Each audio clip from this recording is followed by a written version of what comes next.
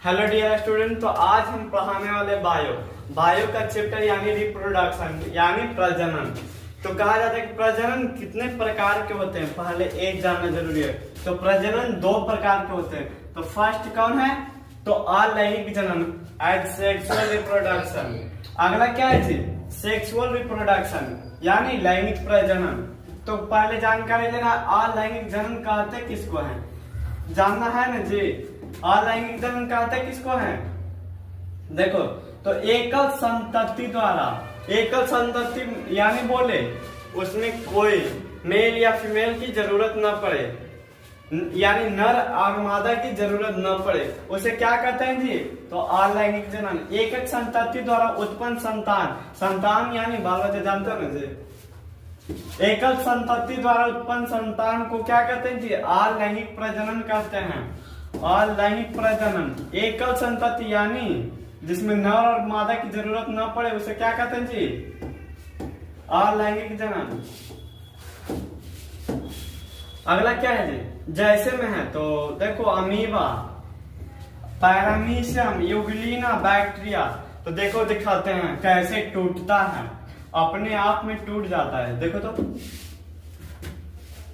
Parent cell यानी पिता इसको माना गया ना जी, यानी माता पिता सब एक ही है ना जी। क्या कि एक कोशिकीय ये सब होता है। अमीबा क्या होता है जी? एक कोशिकीय होता है और एकल संतति द्वारा उत्पन्न संतान करता है। जैसे देखो यहाँ पे क्या चीज लिखा हुआ है जी?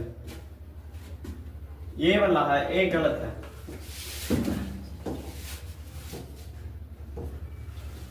एक चीज है, देखो ये पेरेंट यानी पहला जो है, पहले अवस्था में है ना जी।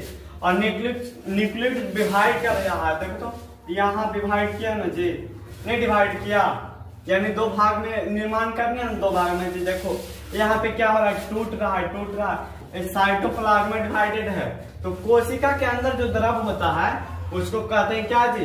कोशिका के अंदर जो द्रव रहता है उसको क्या कहते हैं? साइटोप्लाज्मा। देखो दो भाग में टूटा है कि नहीं जी?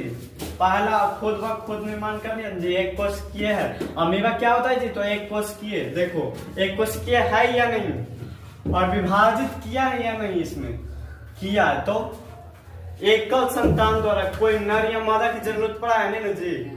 नहीं जरूरत पड़ा। तो और देखते हैं हम।